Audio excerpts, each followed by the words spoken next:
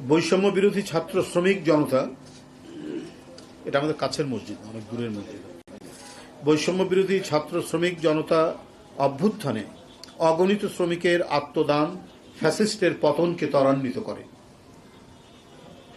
বাংলাদেশের জাতীয়তাবাদী শ্রমিক দলের ৭১ জন নেতাকর্মী ও ৩০ জন রিক্সা শ্রমিক ও অসংখ্য নাম জানা অজানা ভাসমান শ্রমিক বৈষম্য বিরোধী ছাত্র শ্রমিক জনতা অভ্যুত্থানে শহীদ হয়েছেন। শ্রমিক শ্রেণীর আত্মত্যাগ কেউ কেউ স্বীকার করতে কার্পণ্য করে।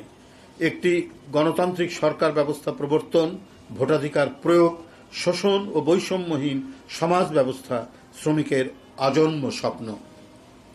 দেশ এক ক্রান্তিকাল অতিক্রম করছে। শ্রমজীবী মানুষের আয় দিন দিন কমে যাচ্ছে। গ্যাস বিদ্যুতের অভাবে কলকারখানা বন্ধ হচ্ছে। এখনও প্রতিদিন শ্রমিক ছাঁটাই চলছে। বেকার হচ্ছে হাজার হাজার শ্রমিক। শ্রমিকের জীবনে অর্থনৈতিক ও সামাজিক নিরাপত্তা নেই। পতিত হাসিনা সরকারের লুটপাট ও দুর্নীতির কারণে সরকারি পাট ও চিনিকলগুলো বন্ধ করে হাজার হাজার শ্রমিককে পথে বসানো হয়েছে। তারা স্ত্রী সন্তান সহ অর্ধাহারে অনাহারে দিনাতিপাত করছে। বই খাতা ক্রয় করতে না পেরে বাচ্চারা স্কুলে যেতে পারছে না।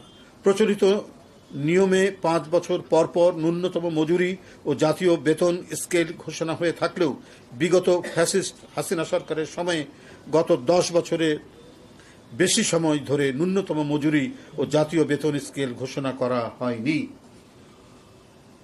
অথচ চাল, ডাল, তেল সহ নিত্যপণ্যের ঊর্ধ্বগতিতে শ্রমজীবী মানুষের জীবন ওষ্ঠাগত।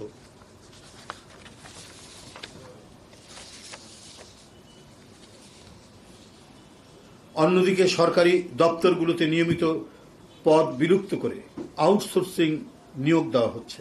ফলে শ্রমের ক্ষেত্রগুলো ক্রমেই সংকুচিত হচ্ছে। তৈরি হচ্ছে শিক্ষিত লাখ লাখ বেকার। অন্যদিকে বৈদেশিক মুদ্রা অর্জনকারী সোনালী আঁশ খ্যাত পাটের উৎপাদন ও বিপণন ব্যয় বাংলাদেশের মানুষের খাদ্য তালিকার অন্যতম উৎপাদন আমাদের দেশে তৈরি স্বাস্থ্যসম্মত চিনির পরিবর্তে কেমিক্যালযুক্ত বিদেশি চিনির উপর বিদেশ নির্ভরতা বৃদ্ধি পাচ্ছে। দেশ হারাচ্ছে শ্রমজীবী মানুষের কষ্টার্জিত বৈদেশিক মুদ্রা। অবাধ ট্রেড ইউনিয়ন গঠন, শোভন কাজ, নিরাপদ কর্মক্ষেত্র সহ শ্রমিকদের জন্য রেশনিং ব্যবস্থার দাবিতে শ্রমিক শ্রেণী তাদের অধিকার প্রতিষ্ঠার প্ল্যাটফর্ম হিসাবে বাংলাদেশ জাতীয়তাবাদী শ্রমিক দল কর্তৃক আয়োজিত মহান মে দিবসে শ্রমিক সমাবেশে সর্বস্তরের শ্রমজীবী মানুষ অংশ নেবেন বলে আমরা আশা করছি। আপনারা দেখেছেন যে এই ফ্যাসিস্টদের সমর্থক কিছু ব্যবসায়ী গোষ্ঠী তারা টাকা লুটপাট করেছেন, টাকা পাচার করেছেন। কিন্তু তাদের যে সমস্ত প্রতিষ্ঠান গড়েছিল সেখানে হাজার হাজার শ্রমিক কর্মরত ছিল। কিন্তু সেই শ্রমিকদের ছাঁটাই করে বন্ধ করে দিয়েছে মিল কারখানাগুলো। আমার মনে হয় যে সেটা অন্তর্বর্তীকালীন সরকারের এই জিনিসটা করা ঠিক হয়নি, কারণ ওগুলোকে বাঁচানো দরকার ছিল। আপনি সেখানে প্রশাসক নিয়োগ করতেন, আপনি সেখানে দক্ষ মানুষদেরকে ব্যবস্থাপনা তৈরি করতেন। আর যে সমস্ত মালিকরা, ওই সমস্ত প্রতিষ্ঠানের মালিক যারা অন্যায় করেছে, যারা টাকা পাচার করেছে, যারা হাত মিলিয়েছে এবং সরকারকে টিকিয়ে রাখার জন্য নানা মন্ত্রণা দিয়েছে, তাদের বিচার করুন, তাদেরকে বিচার করতে হবে। কিন্তু তাদের ফেলে রাখা প্রতিষ্ঠানগুলো, সেখানে শুধুমাত্র সাধারণ শ্রমিক থেকে শুরু করে একেবারে শিক্ষিত বেকার ইঞ্জিনিয়ার এবং মানে একেবারে গ্র্যাজুয়েট ইঞ্জিনিয়ার থেকে শুরু করে খুবই মেধাবী ছেলেরা পর্যন্ত সব বেকার হয়ে যাচ্ছে। তো এইটা তো আমার মনে হয় যে সরকারের ভুল নীতি। আপনি প্রতিষ্ঠান টিকিয়ে রাখবেন, প্রয়োজনে সেখানে দক্ষ ম্যানেজমেন্ট সেখানে দেবেন, দিয়ে সেই প্রতিষ্ঠানগুলো টিকে থাকে, যাতে শ্রমিকদের মানে তারা যেন ছাঁটাই না হয়। কিন্তু ছাঁটাই করে তাদেরকে কিছু টাকা ধরিয়ে দিয়ে আজীবন তাদেরকে ক্ষুধার মধ্যে রাখাটা, এটা মনে হয় সঠিক নীতি হয়নি। প্রিয় সাংবাদিক বন্ধুগণ, ইতিমধ্যে শ্রমিক দলের পক্ষ থেকে 12 দফা দাবি সম্বলিত লিফলেট, ব্যানার, ফেস্টুন করা হয়েছে।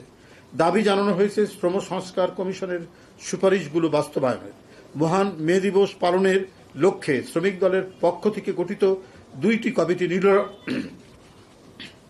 নিরলসভাবে কাজ করে যাচ্ছে। আমরা আশা করছি অধিকার প্রতিষ্ঠার এই মহান দিনে শ্রমজীবী মানুষ তাদের দুঃখ, কষ্ট, যাতনার প্রতিবাদে শ্রমিক দলের সমাবেশে উপস্থিত হবে। সেই সমাবেশে বর্তমান শ্রম পরিস্থিতি ও সমসাময়িক জাতীয় রাজনীতি নিয়ে গুরুত্বপূর্ণ বক্তব্য রাখবেন। সমাবেশে প্রধান অতিথি বিএনপির ভারপ্রাপ্ত চেয়ারম্যান গণমানুষের নেতা জনাব তারেক রহমান থাকবেন, প্রধান অতিথি হিসেবে উপস্থিত থাকবেন। এছাড়াও শ্রমিক সমাবেশে বিএনপির মহাসচিব মির্জা ফখরুল ইসলাম আলমগীর সহ শীর্ষ জাতীয় নেতৃবৃন্দ ও শ্রমিক নেতৃবৃন্দ বক্তব্য রাখবেন। শ্রমিক দলের সমাবেশকে সফল করতে আপনাদের সর্বাত্মক সহযোগিতা কামনা করে ধন্যবাদ জানিয়ে শেষ করছি। আল্লাহ হাফেজ। বাংলাদেশ জিন্দাবাদ। মহান মে দিবস অমর হোক।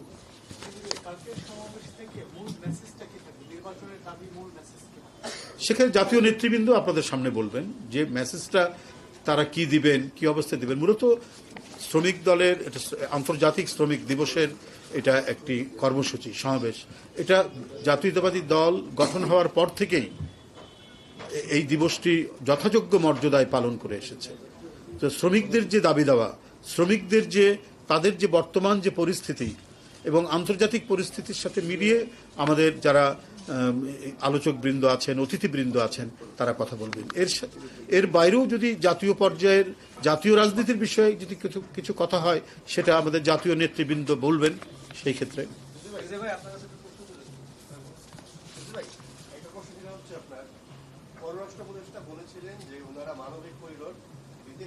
এইটা শ্রমিক দলের উপর থাক, আপনি আজকে এটা এর মধ্যে ঢুকেন না।